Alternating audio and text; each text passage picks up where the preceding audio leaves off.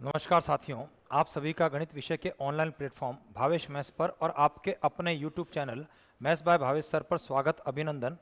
हम लोग बात कर रहे हैं आज की इस कक्षा के अंदर प्रायिकता प्रोबेबिलिटी के कुछ प्रश्नों के बारे में डिस्कस करते हैं। उम्मीद करता हूं कि आपने जो है एक बार वापस से प्रायिकता को रिवीजन कर लिया होगा। तो चलिए कुछ प्रश्न जो हमारी परीक्षाओं के हैं, बेसिकली देखिए ऐसा नहीं है कि वे बहुत ज़्यादा स्टैंडर्ड के प्रश्न हैं। जो हम लोग प्रश्न डिस्कस कर रहे हैं उससे उससे कम स्तर के ही प्रश्न हमारे परीक्षाओं में होंगे, ये बात तय है। लेकिन हमारे जो प्रश्न है वो एनडीए के एग्जाम्स के हैं, उत्तर प्रदेश के अंदर, मध्य प्रदेश में, हरियाणा के, दिल्ली के एग्जाम, राजस्थान के एग्जाम, उसके अंदर से प्रश्न कुछ छांट करके यहाँ पर लिए गए हैं। तो चलिए आज की क्लास का पहला प्रश्न प्रायिकता के लिए, 6 प्रश्नों वाले 3 पासे एक साथ उछाले जाते हैं, यानी 3 डाइज आर रोल्ड टुगेदर। प्राप्त 3 संख्याओं में से, भाई 3 पासे जब उछाले जा रहे हैं तो हर के ऊपर एक एक संख्या हमारे पास में आ रही है, तो प्राप्त 3 संख्याओं में से ठीक 2 के एक समान होने की प्रायिकता है। भाई जो पासा फेंक रहे हैं और 3 में से 2 पासों पर समान अंक, समान संख्याएं प्राप्त होने की प्रायिकता क्या है?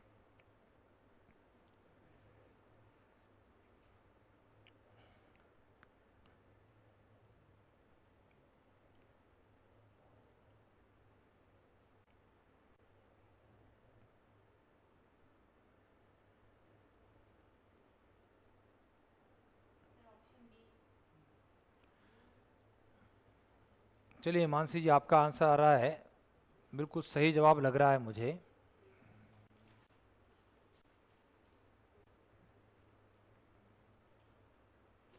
चलिए योगेश जी, जो है आपका कमेंट मैंने पढ़ लिया है। देखते हैं सर, भाई हम लोग जो है इसको भी जो है अलग करने का प्लान कर सकते हैं। चलिए हमारा प्रश्न कुछ इस प्रकार की बात कर रहा है, 6 पृष्ठ वाले 3 पासे एक साथ में उछाले जाते हैं और प्रश्न कह रहा है प्राप्त 3 संख्याओं में से ठीक 2 के समान होने की प्रायिकता। मुझे बताइए 2 संख्याएं समान होगी, वो संभावनाएं क्या है, कैसे निकालना चाहेंगे हम लोग? देखिए मैं अगर बात कर रहा हूं कि 2 संख्याएं समान, अब आपके दिमाग में आएगा कि भाई कितने रिजल्ट्स रहेंगे? ये रिजल्ट रहेंगे 6। कैसे रहेंगे 6 रिजल्ट? देखो एक एक ये समान संख्या है और उसके साथ में यहां पर जो परिणाम रहेगा तीसरे पासे पर, वो 2 से लेकर के 6 हो सकता है, क्योंकि 1 1 2 समान है तो तीसरी संख्या तो असमान है, तो तीसरे पासे पर 1 नहीं हो सकता है। तो 1 1 और 2 से 6, यानी कुल मिलाकर के 2 संख्या समान होने के इस प्रकार के रिजल्ट्स रहेंगे 6। क्यों? ये परिणाम हमारा 1 रहा, और 1 1 के स्थान पर क्या रहा? 2 2, 1 1 के स्थान पर 3 3। भाई 2 समान संख्याएं समान होने के 6 परिणाम रहेंगे। वापस से ध्यान देना, यहां पर परिणाम 1 1 हो सकता है, 2 पासों पर 2 2 हो सकता है, पासों पर 3 3 हो सकता है, और ऐसा करते हुए 6 6 हो सकता है, पासों पर समान अंक। वो 6 स्थितियां आपके रहने वाली। नंबर 1। नंबर दूसरी बात, तीसरा पासे पर कौन सा अंक होगा? तीसरे पासे पर जो संभावनाएं होगी वह क्या रहेगी? तीसरे पासे पर 5 संभावनाएं रहेगी। अगर मान लेते हैं 1 1 है, तो 1 1 के साथ में क्या हो सकता है? 2 3 4 5 6 हो सकता है। मान लिया 2 पासों के ऊपर हमारे अंक 4 4 आ गए, तो तीसरे पासे पर आने वाला अंक क्या होगा? 1 2 3 5 6 हो सकता है। इस प्रकार की बात है। तो तीसरे पासे पर 5 संभावनाएं हमारी बनेगी, और इसी क्रम के अंदर 1 1 और 2, ऐसी संभावनाओं के अंदर भी अगर मैं बात करता हूं तो यहां पर 3 रिजल्ट्स हमारे को मिल जाएंगे। 3 रिजल्ट्स कैसे? 1 1 2, 1 2 1 और 1 1 2। क्योंकि 3 जो आपके रिजल्ट्स हैं वो भी तो इसके आगे पीछे अरेंजमेंट हो सकता है। ये तो जरूरी नहीं है कि पहले पासे पर दूसरे पर ही समान अंक रहे, पहले तीसरे पर समान अंक, दूसरे पर असमान अंक आ जाए। तो कुल मिलाकर के हमारे लिए प्रायिकता क्या रहने वाली है सर? प्रायिकता में अनुकूल घटनाओं में 6 गुणा 5 गुणा 3, और कुल घटनाएं कितनी रहेगी? 216, और जब इसको आप सॉल्व करते हैं तो 6 के पहाड़े से 216 36 बार कटेगा, और 3 के पहाड़े से 36 12 बार कटेगा, और हमारा परिणाम कितना आया 5/12। ये हमारे प्रश्न का उत्तर हो गया। ऑप्शन नंबर बी आपके प्रश्न का उत्तर रहा। तो उम्मीद करता हूँ दिमाग में आया होगा। देखिए, तीन चीजें आपको कंबाइंड करनी है, तीन चीजें कंबाइंड रूप से सोचनी है। भाई, समान अंक आना, तो समान अंक में कौन कौन सी समान संख्याएं आ सकती है? तो 1 से 6 तक के पासे पर अंक होते हैं, तो 1 से 6 में 6 प्रकार की संभावनाएं बनती है समान अंक आने की। या तो 1 रिपीट हो जाए, या 2 हो जाए, या 3 हो जाए, या 6 हो जाए। तो ये तो 6 रिजल्ट्स होंगे। अब जब समान अंक आने के बाद में जो असमान अंक आए उसकी संभावना कितनी रहेगी? तो यहां पर तीसरे पासे पर संभावना, या इसको ऐसा लिखता हूं, तीसरे पासे पर असमान अंक आए तो वो रिजल्ट्स हमारे 5 रहेंगे, क्योंकि अगर पहले दो पासों पर अंक 2 आ गया तो अब तीसरे पर 2 नहीं आएगा, 2 के अलावा कोई भी 5 रहेगा। अगर दो पासों पर समान अंक के रूप में 6 आया तो 6 को छोड़ करके 5 रिजल्ट्स रहेंगे, वो रिजल्ट्स 5 रहेंगे। और समान के साथ में असमान के भी हर एक के लिए 3-3 रिजल्ट्स आपके कॉम्बिनेशन के अंदर रहने वाले हैं। समझ गए? तो आपका रिजल्ट क्या हो गया सर? 6 5 3 का गुणा बटा 216, और ऑप्शन नंबर बी हमारा उत्तर हुआ। तो कुल मिलाकर के अभी इनिशियली 2 रिजल्ट्स जो हैं हम लोगों के आ रहे हैं, मानसी जी का और मोना जी का अपना आंसर सही है, बाकी कोई आंसर नहीं आया। चलिए आगे बढ़ते हैं। अगला रिजल्ट जो हम लोग लेते हैं, यदि प्रोबेबिलिटी ए यूनियन बी बराबर 1/2, probability A bar union B bar 1/2, 2 times of P A is equal to P B is equal to P, तो पी किसके बराबर है?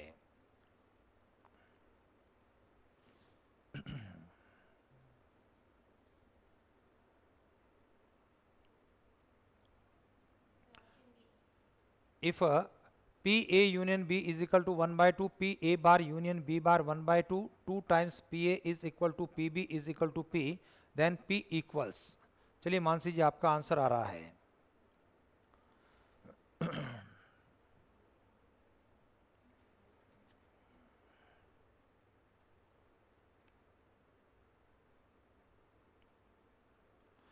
भाई, आपको हिंट देता हूं, प्रायिकता का योग प्रमेय के माध्यम से आपको करना है।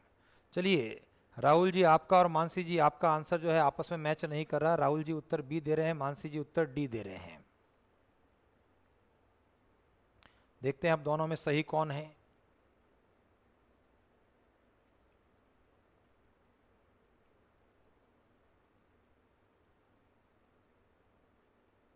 चलिए इसे इसको हल कर लेते हैं। प्रायिकता के योग प्रमेय की बात हमारी हो रही है। चलिए मोना जी, आपका भी आंसर ऑप्शन नंबर डी के रूप में आ रहा है। चलिए साक्षी जी, आपका भी उत्तर ऑप्शन डी के रूप में आ रहा है।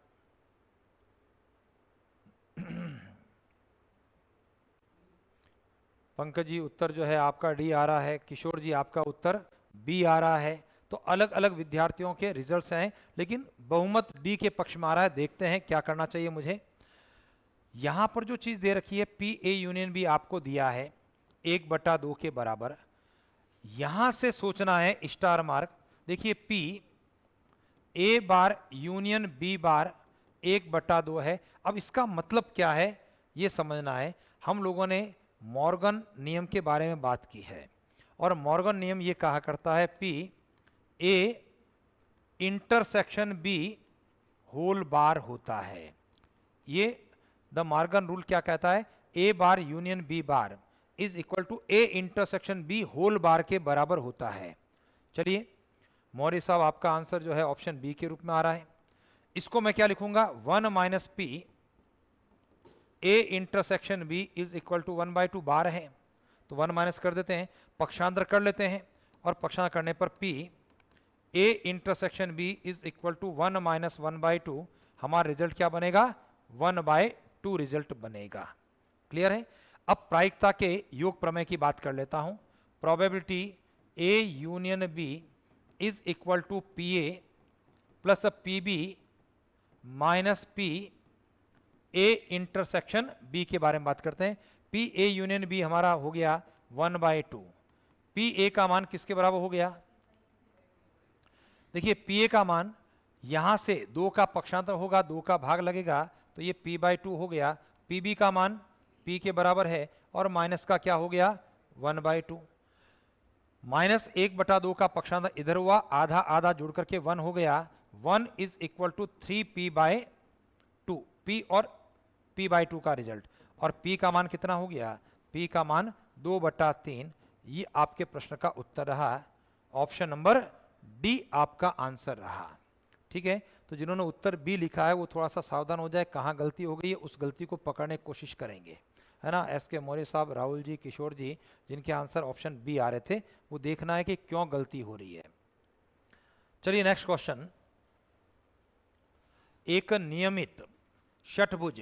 देखिए यहां पर जो नियमित षटभुज है, इसके स्थान पर सम षटभुज इस प्रकार से भी हो सकता है शब्द हमारा, है ना। रेगुलर हेक्सागोन की बात हो रही है, सम षटभुज यानी जिसकी सभी भुजाएं समान है उसकी बात कर रहे हैं, तो सम षटभुज करें।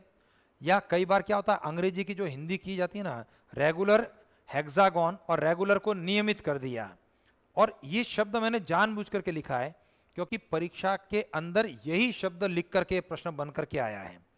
तो एक नियमित सम षटभुज यानी रेगुलर हेक्सागोन के 6 शीर्षों में से कोई 3 यादृच्छया चुने गए, यानी 3 शीर्षों को आपने रैंडमली लिया गया, इसकी क्या प्रायिकता है कि चुना गया शीर्ष एक समबाहु त्रिभुज बनाते हैं। यानी रेगुलर हेक्सागोन के 6 शीर्ष होंगे और हमने कहा 3 शीर्षों को ले लिया। अब उन 3 शीर्षों को लेने पर भाई त्रिभुज बनेगा ही बनेगा, तो हमारी प्रायिकता ज्ञात करनी है। उन 3 शीर्षों को मिलाने पर जो त्रिभुज बनेगा वो सम बाहु त्रिभुज होगा, इक्विलेटरल ट्राइंगल होगा, उसकी प्रायिकता कितनी है। चलिए हमें से जो है आंसर आ रहे हैं, मानसी जी ऑप्शन बी की बात कर रहे हैं, संजय जी ऑप्शन बी की बात कर रहे हैं, मोना जी ऑप्शन बी की बात कर रहे हैं, किशोर जी ऑप्शन बी की बात कर रहे हैं। और मेरा निवेदन रहेगा एक बार वापस से आपको चेक करना होगा इस ऑप्शन को, है ना। चलिए संजय जी ने अपना आंसर बदल दिया, ऑप्शन ए के ऊपर आ गए हैं। चलिए संजय जी दोबारा से आपको तीसरी बार चेक करना होगा।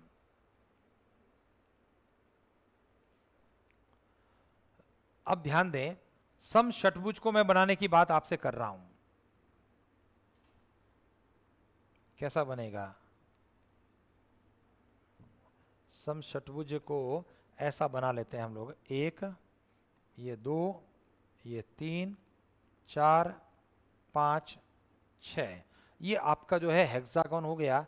और जब सम षटभुज की बात हो रही है, नियमित षटभुज यानी सभी भुजाओं के बराबर होने की बात हो रही है। अब मुझे बताओ कि कुल घटनाएं कितनी हो सकती है, कुल त्रिभुज कितने बनेंगे।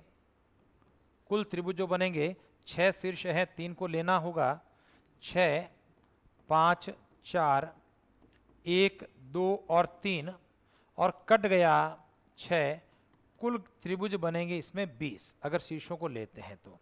लेकिन समबाहु त्रिभुज इक्विलेटरल ट्राइंगल बनेगा, कितने बनेंगे सर, जब आप इस प्रकार का त्रिभुज का निर्माण करोगे, ये इक्विलेटरल ट्राइंगल होगा।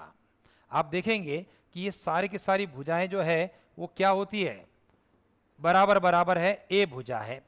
अगर ये ए भुजा है तो एक शीर्ष को छोड़ने पर ये भुजा आपकी क्या बनती है, √3 ए के बराबर हुआ करती है। ये आपके जानकारी में होना चाहिए।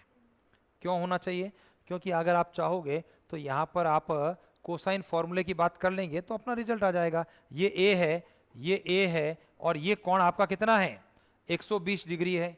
तो कॉस थीटा का यानी कॉस बी का जो भी है, कॉस ए का फॉर्मूला लगाएंगे, कोसाइन फॉर्मूले के माध्यम से √3 ए के बराबर होगा। और आप देखेंगे कि ये तीनों आपस के अंदर बराबर बराबर है, यानी एक शीर्ष छोड़ करके ये समबाहु त्रिभुज बनेगा।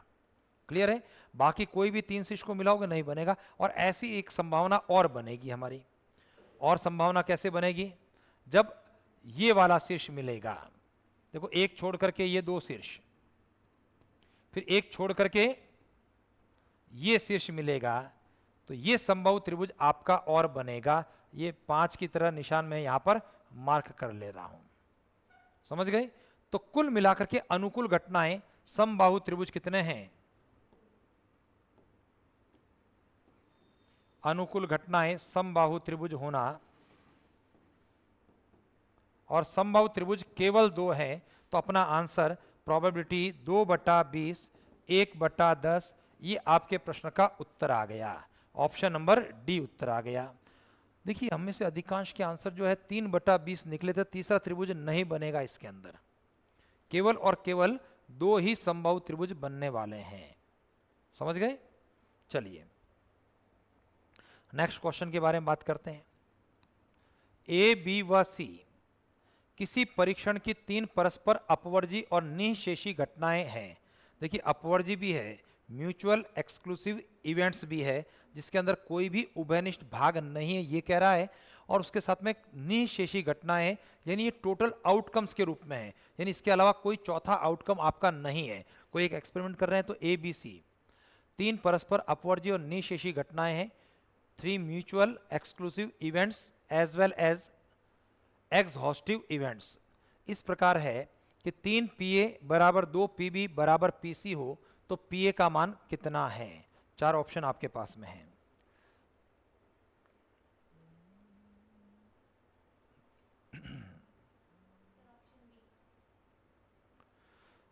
चलिए बहुत जल्दी से बहुत स्पीड के साथ में मानसी जी अपना आंसर दे रहे हैं।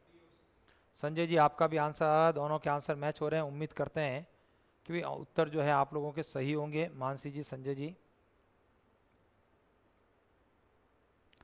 चलिए थोड़े से 5 से 10 सेकंड के बाद में इस प्रश्न को भी मैं हल कर लेता हूं।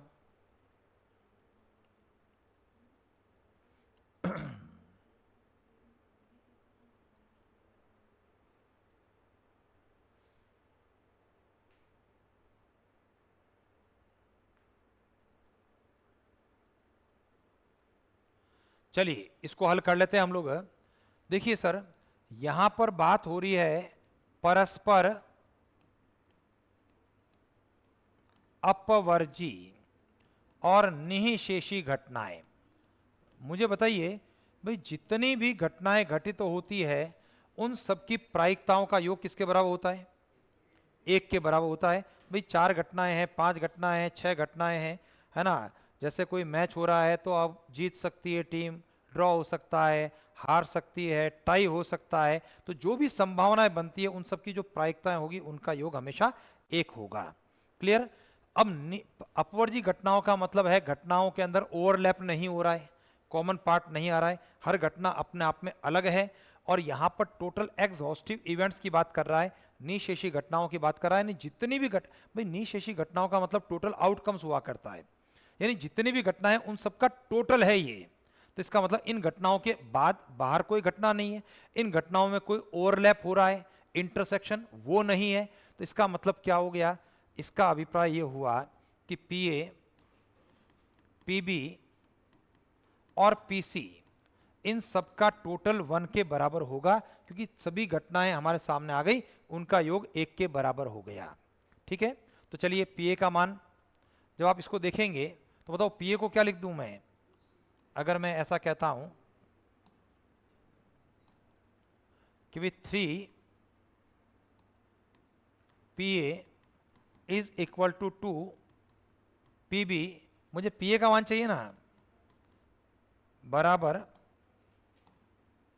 पीसी, है ना। मैं इसके माध्यम से बात करना चाहूंगा, तो पीए को तो पीए रख दो सर, पीए चाहिए मुझे।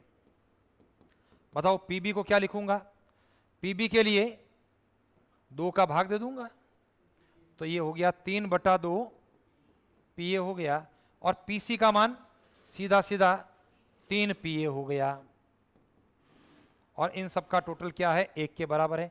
जब मैं इसको जोड़ूंगा तो 2 लसपा हो गया, 2 चौक 8, 8 और 3 11, 11/2 पीए के बराबर हो गया सबकी जोड़ 1, और इसलिए P A probability of happening events A क्या रहा सर? 2/11, और हमारे प्रश्न का उत्तर हो गया ऑप्शन नंबर बी आपका आंसर हो गया। क्लियर है? चलिए बढ़ते हैं आगे की ओर, अगले प्रश्न के बारे में बात करें। हमारा प्रश्न इस प्रकार से है, 2 घटनाओं ए और बी में से कम एक घटना के घटने की प्रायिकता 0.6 है। 2 घटनाएं हैं और उसमें से कम एक घटना घटित होने की प्रायिकता, और कम से कम एक का मतलब क्या है? घटना ए या घटना बी के घटित होने की प्रायिकता। इसका मतलब ए यूनियन बी की बात आपका प्रश्न कर रहा है, 0.6 है। ए और बी दोनों के एक साथ घटने की प्रायिकता 0.2 है। P A bar plus P B bar किसके बराबर है?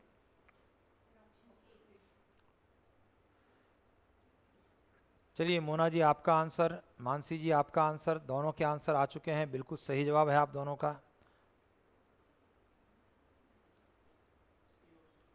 संजय जी आपका भी आंसर सही आ चुका है।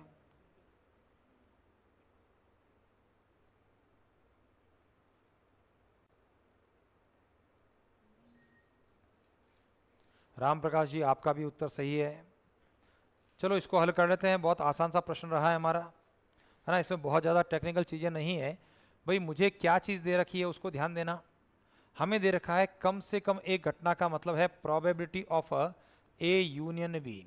कम से कम एक की बात करें या ए या बी की बात करें, यानी घटना ए या घटना बी का घटित होना या कम से कम एक घटना घटित होना, वह आपको 0.6 के रूप में दिया है। Probability of A intersection B, दोनों घटनाओं का साथ में घटित होना 0.2 के बराबर है। और मुझे P A bar plus P B bar की बात करनी है, प्रायिकता के योग प्रमेय की बात करनी है।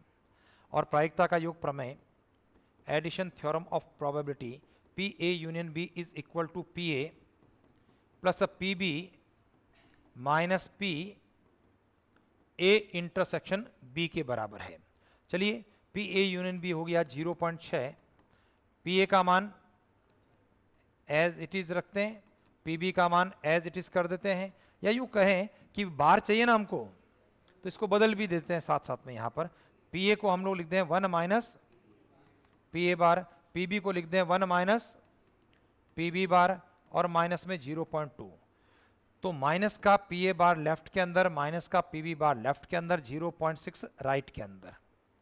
तो रिजल्ट हो गया P A bar plus P B bar बराबर 1 प्लस 1 माइनस 0.2 माइनस 0.6।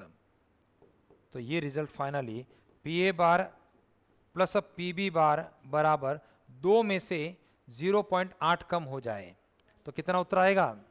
1.2 हमारे प्रश्न का उत्तर रहेगा। ऑप्शन नंबर सी आपके प्रश्न का उत्तर है।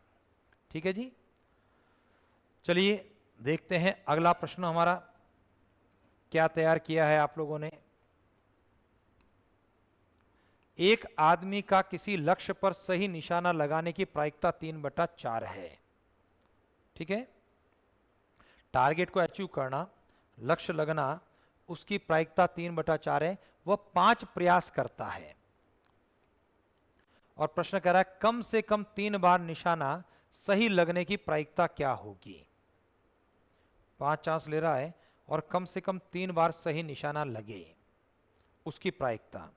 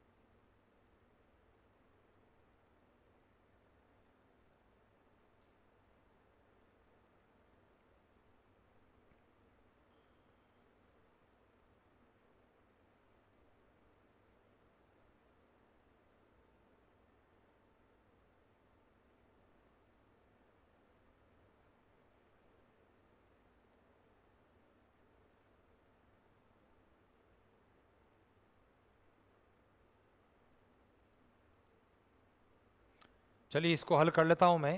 भाई मुझे क्या करना चाहिए, हमारा प्रश्न कहां से हम लोगों की बात करेगा, क्या चीज करनी होगी हमें?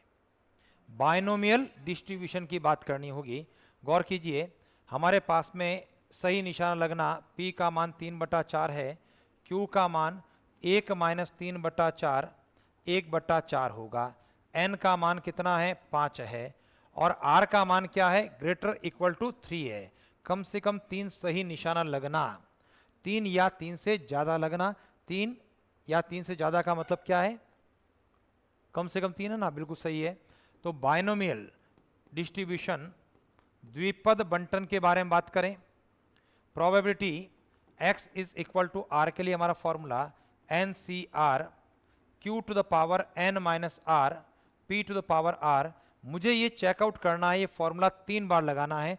प्रोबेबिलिटी x बराबर 3 के लिए, प्रोबेबिलिटी x बराबर 4 के लिए और प्रोबेबिलिटी x बराबर 5 के लिए, है ना। थोड़ा सा लेंदी प्रश्न रहा। और तीनों के लिए जब NCR की बात करेंगे तो 6C3 पहले में, q का मान 1/4, 6 माइनस 3, 3/4 की घात 3, 4 रखने पर 6C4, 1/4 की घात 6 माइनस 4, यहाँ पर 5 है हमारे ना। तो वापस से सर इसको दोबारा से बात कर लेते हैं हम लोग, क्योंकि n का मान 5 ही है। तो 5C3 q 1/4 की घात 5 माइनस 3, 3/4 की घात 3। नेक्स्ट 5C4 1/4 की घात 5 माइनस 4 और 3/4 की घात 4। इसी क्रम को आगे बढ़ाते हुए 5C5 1/4 की घात 5 माइनस 5 और p यानी 3/4 की घात 5। जब मैं इसको देख रहा हूं तो 5C3 5C2 के बराबर हो गया, ये रहा 10, 1/4 की घात 2, 3/4 की घात 3। 5C4 5C1 के बराबर हुआ 5, 1/4 की घात 1, 3/4 की घात 4। 5C5 1 के बराबर हुआ, 1/4 की घात 0 1 हो गया और 3/4 की घात 5। सबसे पहला काम कॉमन लेना है, क्या कॉमन लिया जाए। तो पता लगा 3 की घात 3 ऊपर कॉमन आ रहा है और नीचे की ओर 4 की घात पूरे 5 कॉमन आ रही है। भाई 4 की घात पूरी सब जगह 5 के बराबर है, वो कॉमन आ गई। पीछे क्या रहा, 10 गुणा, ये तो पूरा पूरा चला गया, 3 की घात 3 और 4 की घात 5 कॉमन आ गई। इधर से 5 गुणा 3 आपका बच गया और इधर से 3 का स्क्वायर यानी 3 गुणा 3 आपका बच गया। तो ये 3 की घात 3 27 गुणा 3 तिया 9, 5 तिया 15, 15 और 9 24 और 10 34/4 की घात 5 और 4 की घात 5 का मतलब हुआ 2 की 10 घात 1024 के बराबर। ये 2 के पहाड़ से काटते हुए 17, 2 के पहाड़ से 512, गुणा करने पर 17 और 7 का गुणा 119, हासिल 11, 17 दूना 34 और 11 45 अपॉन में 512। आपके प्रश्न का उत्तर क्या रहा सर, ऑप्शन नंबर डी आपका उत्तर रहा। यानी हमारे दिमाग में आ जाए प्रश्न आने के साथ के अंदर कि द्विपद बंटन का हमारा ये प्रश्न है। चलिए नेक्स्ट क्वेश्चन। एक बैग में 5 काली और 4 सफेद गेंदें हैं।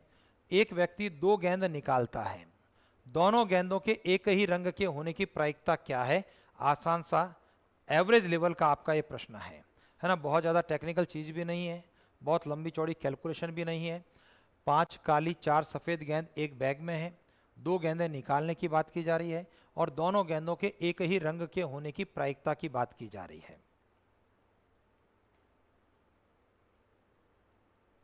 चलिए सर फटाफट जल्दी से कोशिश करेंगे।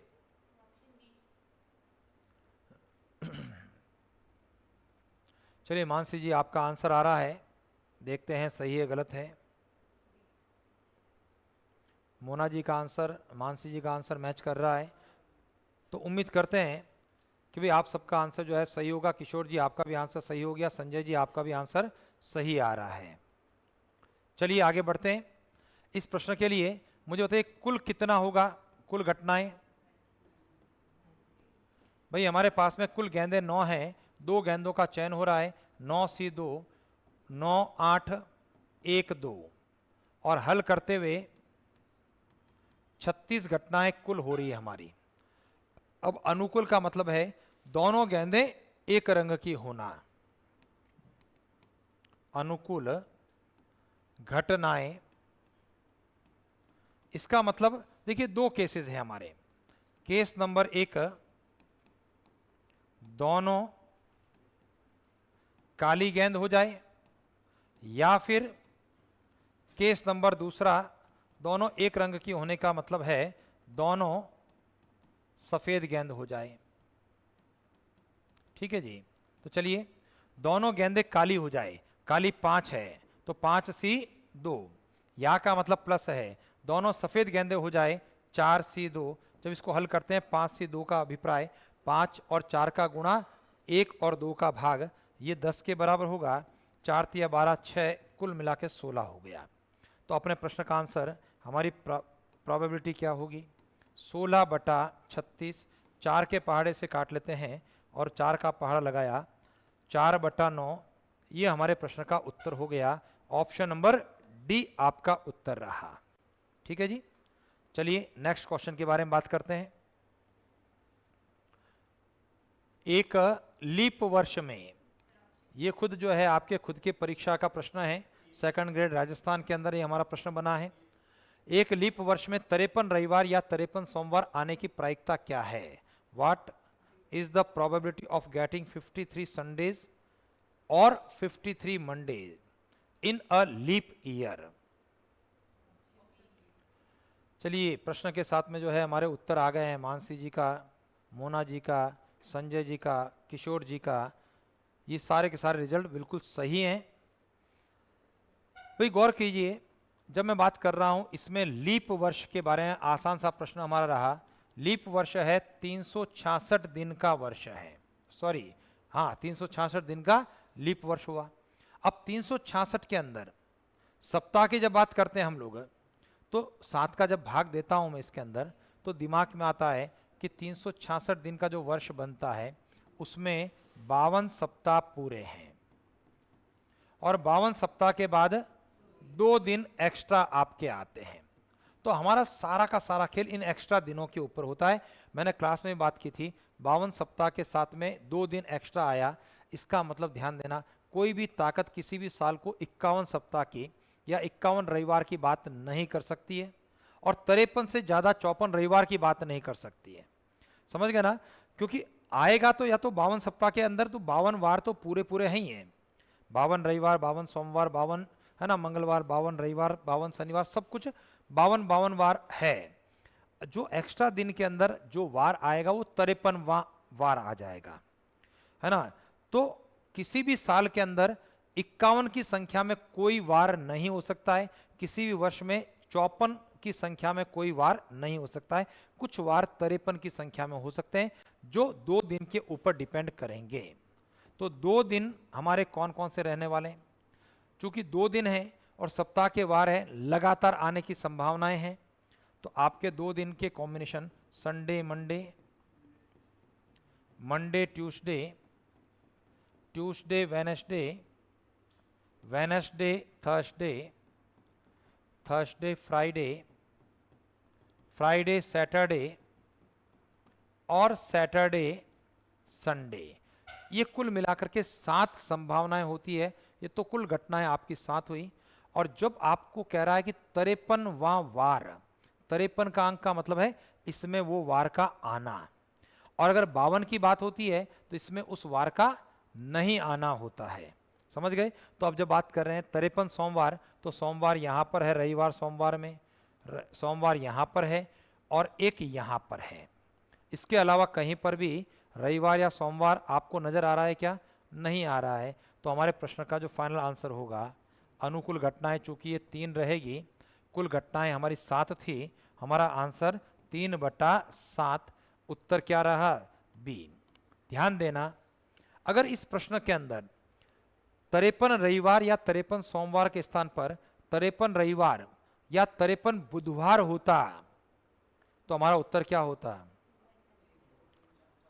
53 रविवार या 53 बुधवार, तो हमारा रिजल्ट 4/7 हो जाता, क्योंकि रविवार के 2 कॉम्बिनेशन अलग होते, बुधवार के 2 कॉम्बिनेशन अलग होते, 2 + 2 4 की बात होती। चलिए, एक अच्छा सा प्रश्न है हमारा। 5 सदस्यों के परिवार में, 5 सदस्यों के परिवार में ठीक ठीक 2 सदस्यों का जन्मदिन रविवार को आने की संभाव्यता है। ये संभाव्यता शब्द है, ये भी किसके लिए यूज हो रहा है? अंग्रेजी में प्रोबेबिलिटी। समझ गए ना भाई? 5 व्यक्तियों का एक परिवार, और उसमें से 2 व्यक्तियों का जन्मदिन रविवार को आ जाए, तो ऐसे चांस कितने होंगे, कैसे होंगे?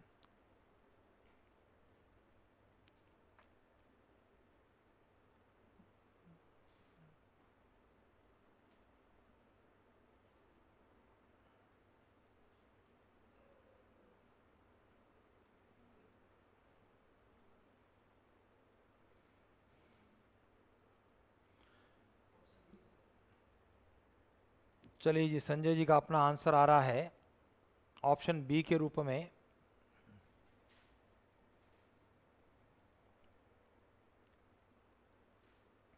चलिए और कोशिश कर लें, 10-15 सेकंड का समय और देता हूं, उसके बाद हल करता हूं।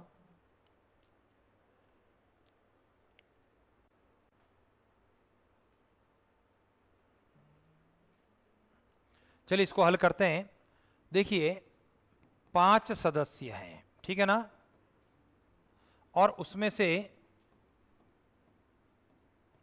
सबसे पहला काम करें, 2 सदस्यों का चुनाव करते हैं।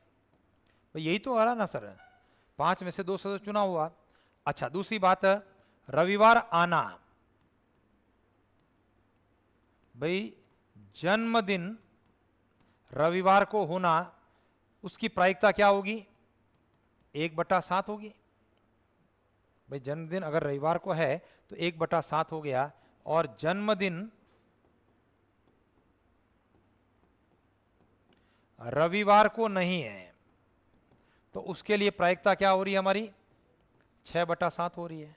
और प्रश्न कह रहा है कि 2 व्यक्तियों का चयन हो रहा है, और चयन के अंदर क्रम का ध्यान नहीं रखा जाता है। समझ गए ना? तो अब अपने प्रश्न का आंसर क्या रहा?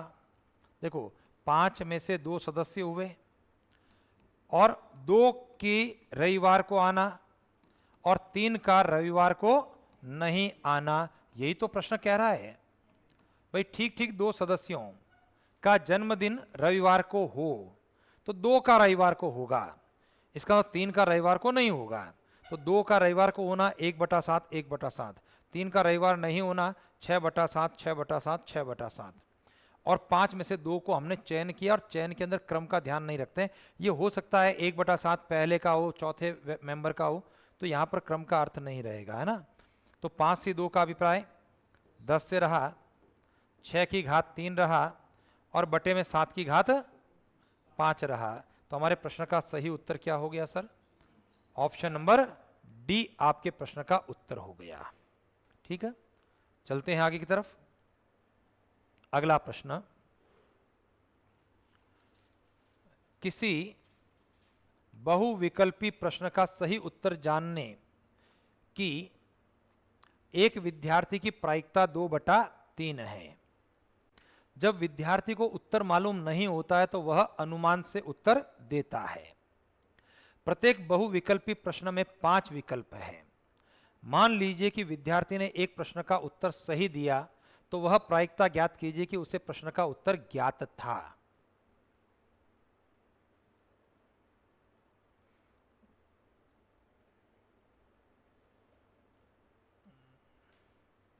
भाई 2 प्रकार की घटनाएं हो रही है। प्रश्न का उत्तर जानता है, वो संभावना 2/3 है। बाकी 2/3 के अलावा जो स्थितियां हैं उसमें प्रश्न का उत्तर वो अनुमान के आधार पर देता है। प्रश्न किया, सही उत्तर आया, प्रायिकता ज्ञात करनी है कि सही उत्तर तब आया जब वो प्रश्न का उत्तर जानता था।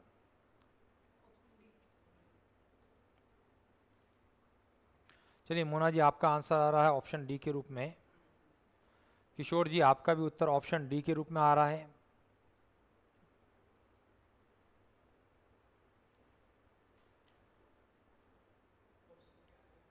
संजय जी ऑप्शन ए की बात कर रहे हैं।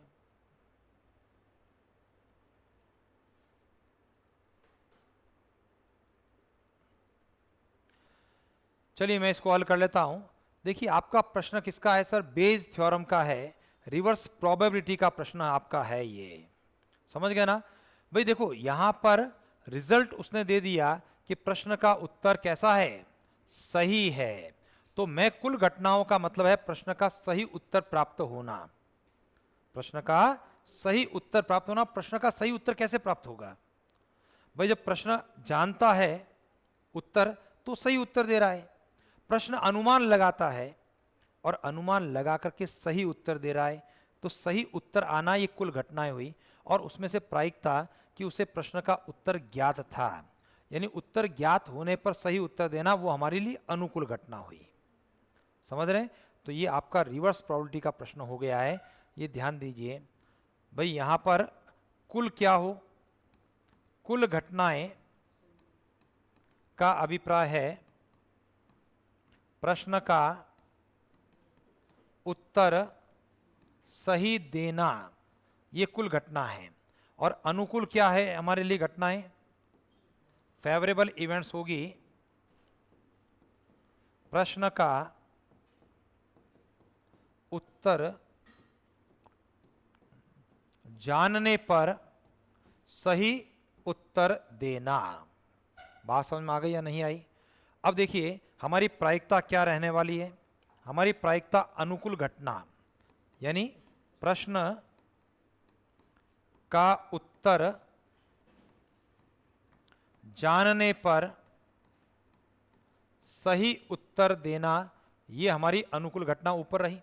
और कुल घटनाओं में प्रश्न का सही उत्तर देना, और प्रश्न का सही उत्तर जो होगा वो दो प्रकार से दिए जाएंगे हमारे। ठीक है, यहां पर मनोज जी आपका भी जो है कमेंट आ रहा है, पहले ऑप्शन बी दे रहे हैं उसके बाद आप डी दे रहे हैं। देखते हैं मनोज जी क्या। भाई सही उत्तर कब आएगा? देखिए पहली संभावना प्रश्न का उत्तर जानने पर सही उत्तर देना, या का मतलब प्लस का निशान हो गया, और प्रश्न का उत्तर अनुमान से देकर सही उत्तर देना। अब चलिए सर इसके अंदर सीधे सीधे मान की बात हो जाएगी, डायरेक्ट अप्रोच है प्रश्न की। अब प्रश्न का उत्तर जानना, मुझे बताइए प्रश्न का उत्तर कब जानता है? जानने की प्रायिकता 2/3 है, प्रश्न का सही उत्तर है ना। तो सही उत्तर जानना, तो ये आप लिखेंगे यहां पर 2/3, और उसके बाद सही उत्तर देना वो 1 हो जाएगी। क्योंकि जब प्रश्न का आप उत्तर जानते हो तो गलत नहीं कर सकते हो, 100% आप सही उत्तर उसका देने वाले हो। इसी क्रम में यहां पर 2/3 गुणा 1। अब मुझे बताइए प्रश्न का उत्तर अनुमान से देना। अनुमान क्या हो रहा है कि भाई जब 2/3 स्थितियों में प्रश्न का उत्तर वो जान रहा है, तो बची हुई 1/3 स्थितियों के अंदर वह प्रश्न का अनुमान लगा रहा है। और अनुमान लगाने पर उत्तर सही होने की संभावना 1/4 है, क्योंकि बहुविकल्पीय और 4 विकल्प हैं। अगर इनके 3 विकल्प होते तो 1/4 के स्थान पर 1/3 होता है, 5 विकल्प होने पर 1/5 हो जाता। चलो कैलकुलेशन, अंश के अंदर तो हो गया 2/3, हर के अंदर लसप बन गया 12, 3 का भाग गया 12 में 4 बार, 4 का 2 से गुणा, 8 + 1। चलिए कैलकुलेशन भाग उलट गुणा, 2/3 गुणा 12/9, 3 के पहाड़ से 12 कट जाएगा 4 बार, और उत्तर आ गया 8/9। तो ये आपके प्रश्न का उत्तर रहा ऑप्शन नंबर डी। तो संजय जी वापस चेक करना पड़ेगा हम लोगों को कि भाई उत्तर जो है, मनोज जी दूसरा कमेंट हमारा सही था, मोना जी का अपना आंसर, किशोर जी का आंसर जो है सही था। चलिए आगे बढ़ते हैं। नेक्स्ट क्वेश्चन, 5 लड़के और 3 लड़कियों के एक समूह से 3 लोगों का यादृच्छिक चयन किया जाता है। 3 लोगों को चुना जाता है। चयनित में लड़कों से अधिक लड़कियां होने की प्रायिकता क्या है? 3 persons elected, ठीक है ना, और selected randomly from a group of 5 boys and 3 girls. Find the probability that the majority of women in that group. 3 लोगों का चुनाव करना है और उसमें बहुमत लड़कियों का हो, लड़कों की तुलना में लड़कियों का अधिक होना। भाई सीधा अगर शब्द की बात करूं तो बहुमत लड़कियों का होना है, लड़कों से अधिक लड़कियां।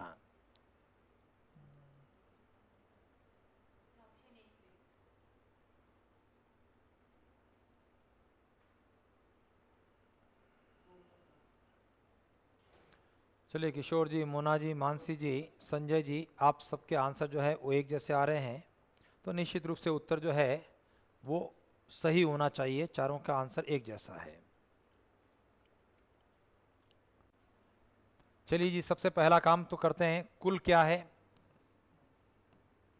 कुल का अभिप्राय 5 लड़के हैं 3 लड़कियां हैं, उसमें 3 का चयन है, तो 8 सी 3, 8 7 6, 1 2 3, 3 2 का गुणा 6 कट गया, 7 और 8 का गुणा कितना हो गया?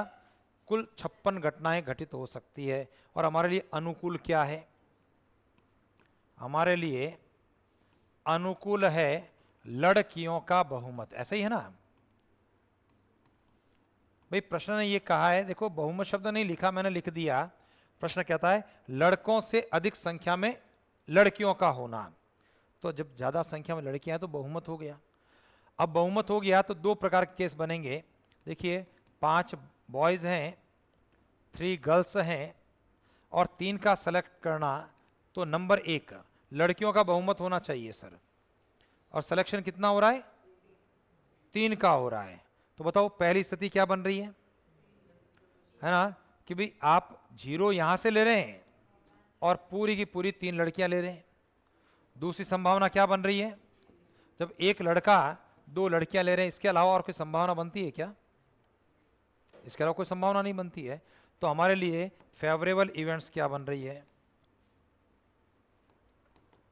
5C0 मल्टीप्लाई बाय 3C3 या 5C1 मल्टीप्लाई बाय 3C2, क्योंकि उसके बाद अगर लड़के 2 कर दिए तो लड़कियां 1 हो जाएगी। 5C0 1 हो गया, 3C3 1 हो गया, 5C1 5 हो गया, 3C2 3C1 के बराबर 3 हो गया, तो ये कितना हो गया? 15 और 1 16। तो हमारी प्रोबेबिलिटी क्या हो गई? 16 बटा 56, 4 का भाग लगाते हुए 4 बटा 8 का भाग लग जाएगा ना, है ना? 8 का भाग लगाते हुए 8 दूना 16 और 8 का भाग 7 बार, तो अपना रिजल्ट रहा ऑप्शन नंबर ए 2 बटा 7। ठीक है। इसी बीच जो है अपने मनोज जी आपका भी आंसर आ गया, साक्षी जी आपका भी आ गया आंसर, दोनों के आंसर जो है हमारे सही हैं। चलिए नेक्स्ट क्वेश्चन। एक व्यक्ति ताश की गड्डी में से एक पत्ता खींचता है और उसे पुनः गड्डी में रख देता है। वह इस क्रिया को तब तक करता है जब तक कि उसे हुक्म का पत्ता नहीं मिलता है। तीसरी बार में, तीसरे प्रयास में हुक्म का पत्ता पहली बार प्राप्त होने की प्रायिकता क्या है? वैसे अगर ये पहली बार शब्द नहीं भी होता तब भी वही अर्थ होता है, यानी तीसरी बार में हुक्म का पत्ता आना, क्योंकि वो क्रिया क्या कर रहा है? ताश की गड्डी में से पत्ता निकाल रहा है, देख रहा है, वापस रख रहा है, निकाल रहा है, देख रहा है, वापस रख रहा है, और ये क्रिया तब तक दोहरा रहा है जब तक हुक्म का पत्ता नहीं आए। तो तीसरी बार में हुक्म का पत्ता प्राप्त होगा, उसकी प्रायिकता क्या है?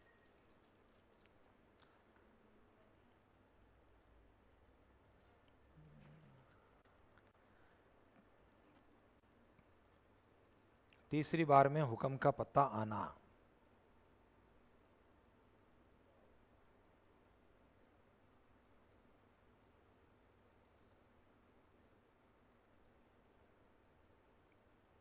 ये आसान प्रश्न है सर।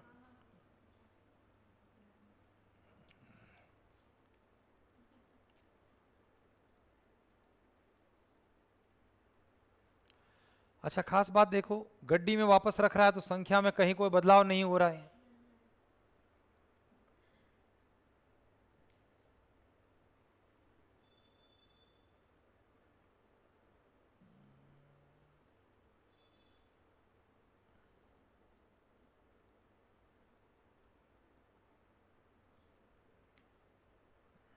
चलिए इसको हल कर लेता हूं, अभी तक किसी का परिणाम नहीं आया, इतना समय पर्याप्त है।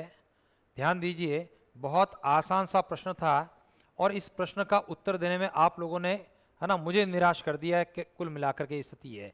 क्योंकि इसमें तो देखिए जो बड़े बड़े टेक्निकल प्रश्न होते हैं उन प्रश्नों के उत्तर हम लोग दे रहे हैं, और ये जो नॉन टेक्निकल प्रश्न है उसका उत्तर हम लोग नहीं दे पा रहे हैं। मुझे बताओ भाई, ताश की गड्डी से पत्ता निकाल करके गड्डी के अंदर वापस रखना, भाई पत्ता निकाला और पत्ता निकाल के वापस रख दिया तो कोई फर्क पड़ता है क्या पत्तों की संख्या में? नहीं पड़ता है। मुझे बताइए, हुक्म आना, हुक्म का पत्ता, बताइए सर प्रायिकता क्या रहेगी हमारी? 13/52, 1/4 है।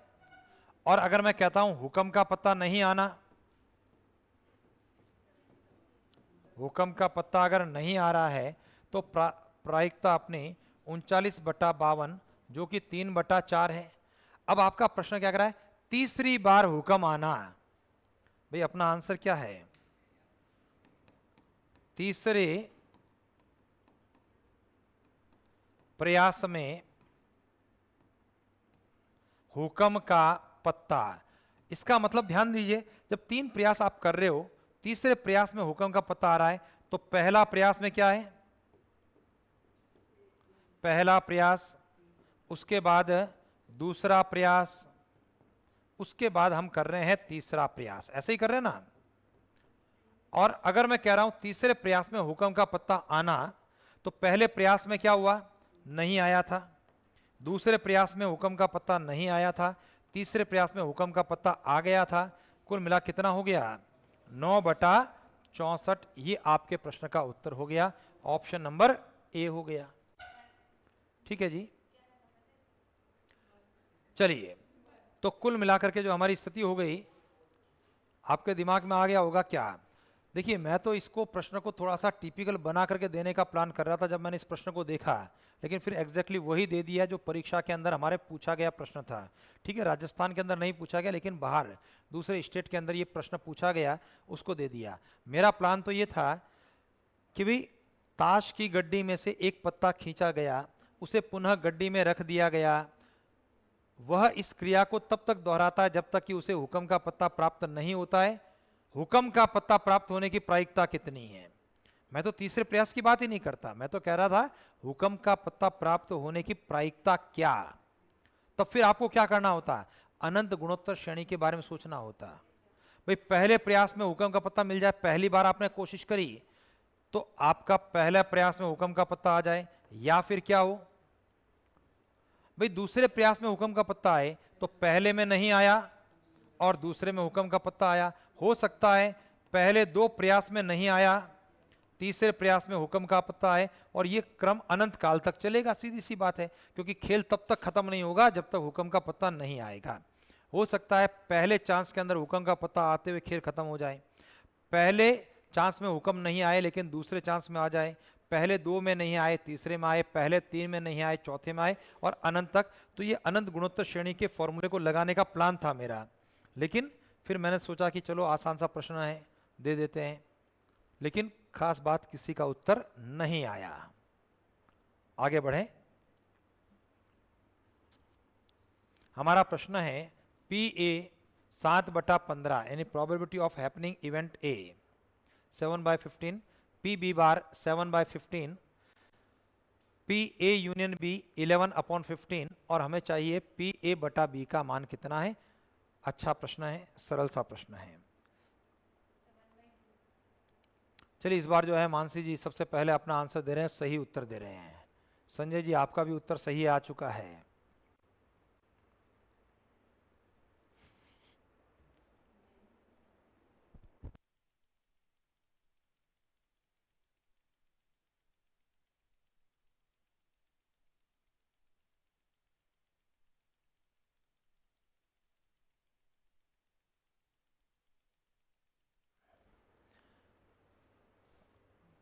भाई अपना आंसर जो है आसान है इसका। मुझे बताइए, यहां पर PA यूनियन B के बारे में बात करते हैं। उसके पहले देखो, PB बार अगर 7/15 है तो क्या यहां से मैं PB का मान निकाल सकता हूं क्या? PB का मान 1 - 7/15 जो कि हो गया 8/15। हमें चाहिए PA/B यानी PA इंटरसेक्शन B/PB की बात होनी है। ठीक है, तो A इंटरसेक्शन B कैसे निकलेंगे? यहां से P A union B is equal to P A plus P B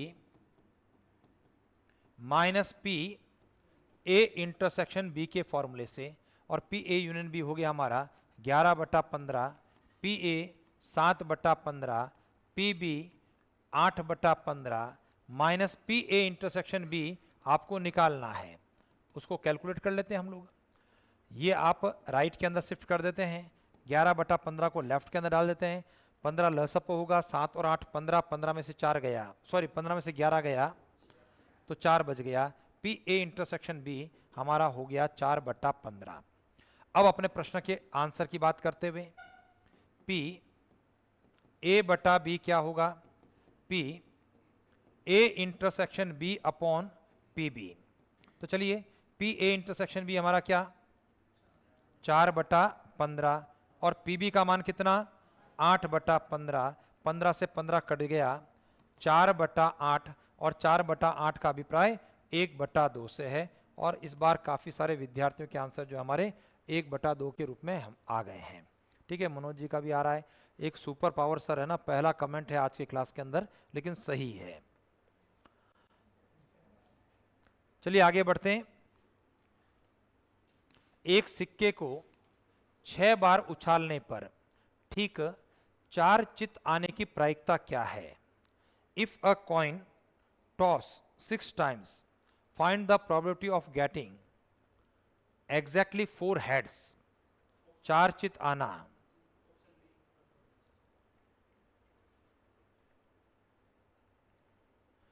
चलिए संजय जी आपका आंसर सही आ चुका है। किशोर जी आपका भी आंसर बिल्कुल सही है।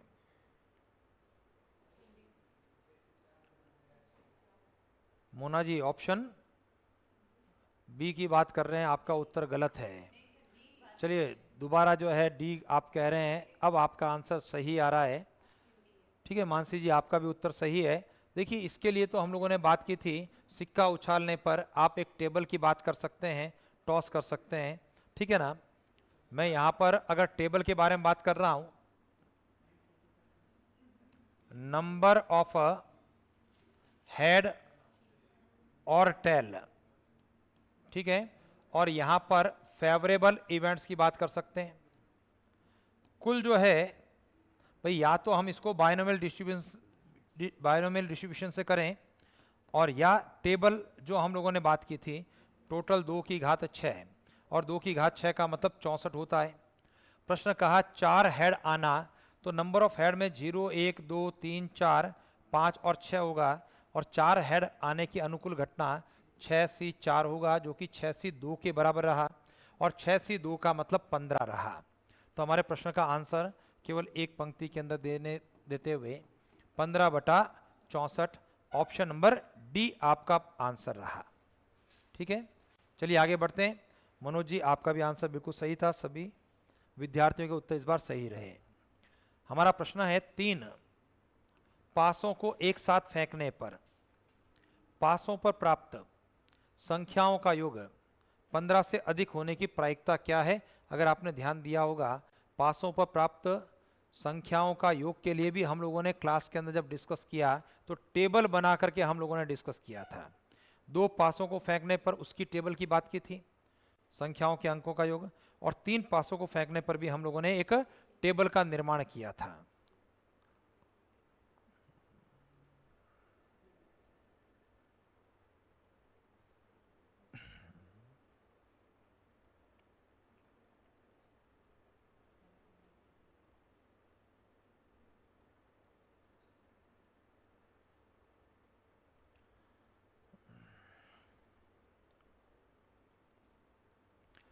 चलिए अगर आप टेबल याद रखेंगे तो ज़्यादा बेहतर स्थिति रहेगी हमारी। गौर कीजिए, मैं उस टेबल को वापस से रिपीट कर लेता हूं। भाई 2 पासे अगर फेंके जा रहे हैं तो हमारी टेबल किस रूप में है उसको ध्यान देना। 2 पासों में संख्याओं का योग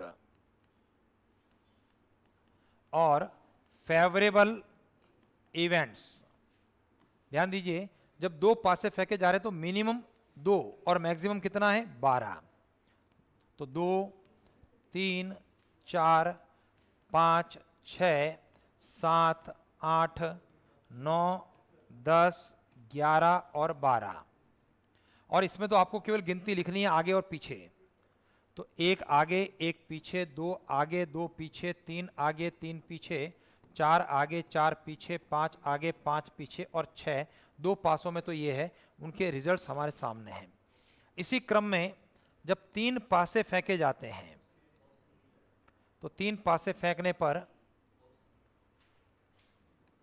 संख्याओं का योग, ध्यान दीजिए, संख्याओं का योग, और उसके लिए फेवरेबल इवेंट्स।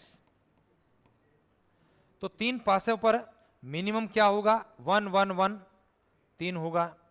उसके बाद में मैक्सिमम 18 होगा। 3 4 5 6 7 8 9 10 11 12 13 14 15 16 17 18। और इसके अंदर जो हम समांतर श्रेणी के रूप में संख्या बढ़ा करके लिखते हैं, एक आगे एक पीछे। अब जब एक आ गया तो 2 जोड़ करके हम बात करेंगे, 3 आगे 3 पीछे।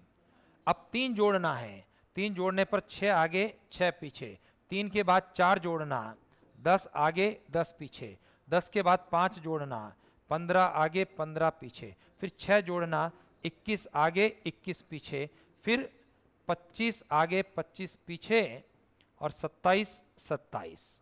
ये टेबल के बारे में हम लोगों ने बात की थी।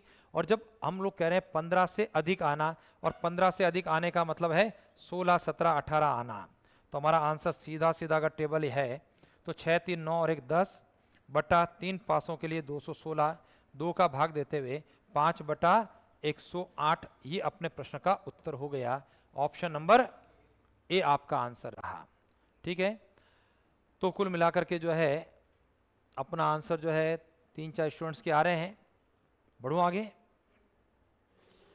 अगला प्रश्न, एक स्वतंत्र चर x के लिए द्विपद बंटन बाइनोमियल डिस्ट्रीब्यूशन B6P है। भाई इसका अभिप्राय डिस्कस किया था। जब भी इस प्रकार से B 10 3/4 है तो ये वैल्यू n की होती है और ये वैल्यू p की होती है। ये हमेशा एक स्टैंडर्ड फॉर्म है। तो द्विपद बंटन जो है B6P है, इसका मतलब n का मान तो 6 है और p का मान p ऐसा दिया है। और यदि 9 px is equal to 4 is equal to p x is equal to 2 हो तो p का मान किसके बराबर है?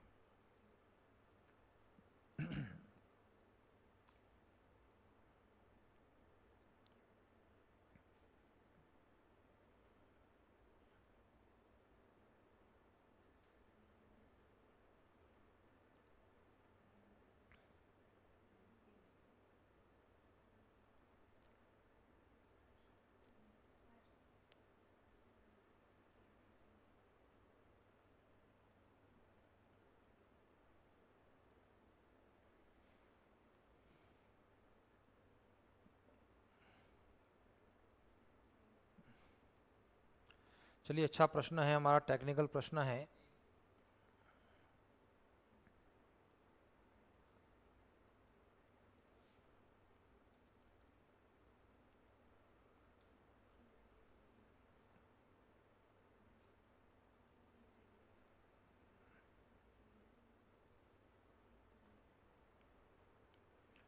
चलिए सर, मैं इसको हल कर लेता हूं।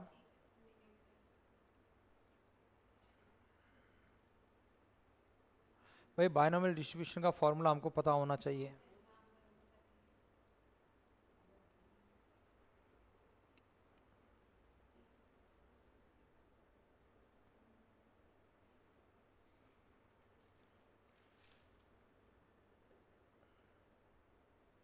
चलिए मैं इसको हल करता हूं। देखिए, हमारा जो बाइनोमियल डिस्ट्रीब्यूशन के लिए probability x is equal to r के लिए यह द्विपद बंटन की बात कर रहा है।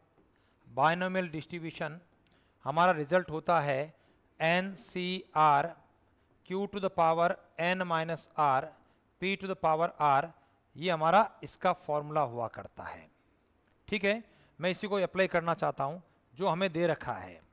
हमें दे रखा है 9 probability x is equal to 4 is equal to probability x is equal to, देखिए 9 तो 9 है, इसका रिजल्ट रहेगा nc4 q to the power n minus 4 p to the power 4, और इसी प्रकार से इसका formula nc2 q to the power n minus 2 और p टू द पावर 2 रहेगा। अब मुझे बताइए गिवन क्या है, n का मान कितना है, n का मान 6 है, तो 9 गुणा 6c4 q to the power 6 में से 4 गया 2 p की घात 4 बराबर 6c2 q का अभिप्राय q से है, 6 में से 2 गया 4 और p की पावर है 2। आप देख रहे हैं 6c4 और 6c2 आपके एक जैसे कट गए। आप देख रहे हैं कि यहाँ पर p स्क्वायर से p की घात 4 कट गया, p स्क्वायर हो गया, और इसी क्रम के अंदर q स्क्वायर से q की घात 4 कटेगा और q स्क्वायर बच जाएगा। तो कुल मिलाकर के हमारा रिजल्ट क्या आया, हमारा परिणाम आया 9 p square is equal to q square. अब इसके बाद या तो मैं 1 बाय 1 ऑप्शन की बात करूं, ऑप्शन से p का मान 1 बाय 1 रख करके देखूं और q का मान 1 माइनस p की फॉर्म में आता है या नहीं आता है। जैसे अगर 1/3 में रखता हूं तो q का मान 2/3 आना चाहिए क्योंकि q 1 माइनस p है। ठीक है, अगर मैं 1/2 रखता हूं तो q का मान 1/2 आए, 1/4 रखूंगा तो q का मान 3/4 आए। तो या तो मैं ऐसा सोचूं 1 बाय 1 ऑप्शन के रूप में, और या फिर मैं 9 p स्क्वायर बराबर 1 माइनस p का होल स्क्वायर कर दूं, क्योंकि q जो है वो 1 माइनस p के बराबर है। तो रिजल्ट रहा 9p स्क्वायर बराबर 1 minus 2p plus p square. पक्षांतरण कर लेते हैं, लेफ्ट हैंड साइड में लेते हैं, तो 8p square plus 2p minus 1 बराबर 0। इसके फैक्टर्स की बात करें, 8p square plus 4p minus 2p minus 1 is equal to 0। यहाँ से 4p कॉमन करते हुए 2p प्लस 1 माइनस 1 कॉमन करते हुए 2p प्लस 1 बराबर 0। एक फैक्टर 2p प्लस 1, दूसरा factor 4p minus 1 is equal to 0। p का मान -1/2 और प्रोबेबिलिटी नेगेटिव संभव नहीं है, और दूसरे ब्रैकेट से p का मान कितना 1/4। यही आपके प्रश्न का आंसर है, ऑप्शन डी। और जैसा मैंने कहा, आप अगर ऑप्शन को ट्राई करते तो ऑरली हम लोग कर लेते, समझ गए। जैसे गौर करो, ऑप्शन ए को ट्राई कर रहा हूं, p का मान अगर मैं 1/3 रखता हूं तो 9 गुणा 1/9 1, तो q का मान 1 आ गया, जबकि q का मान क्या आना चाहिए, अगर p 1/3 है तो 2/3, तो ऑप्शन ए नहीं हुआ। 1 रखने पर q का मान 3 आ गया, जो भी पॉसिबिलिटी नहीं है। 1/2 रखने पर 9/4, उसका वर्गमूल 3/2, और अगर p 1/2 है तो q भी 1/2 होना चाहिए था। अगर मैं 1/4 की बात करता हूं तो q स्क्वायर 9/16 और उसका वर्गमूल 3/4, जो पॉसिबल है, क्योंकि p अगर 1/4 है तो q 1 माइनस p की बात करता है, ठीक है ना। और नहीं तो q को 1 माइनस p करते हुए तरीके से आप गुणनखंड की बात करें, जो नेगेटिव p का मान है वो हमारा नहीं होगा। तो चलिए सर, आज की क्लास के अंदर इतनी बात करेंगे। अगली क्लास में फिर से मुलाकात करेंगे, कुछ प्रायिकता संबंधी प्रश्न और अगली क्लास में हम लोग डिस्कस करने वाले हैं, ठीक है सर। तो चलिए आज के लिए बहुत बहुत धन्यवाद। Thank you sir, thank you very much.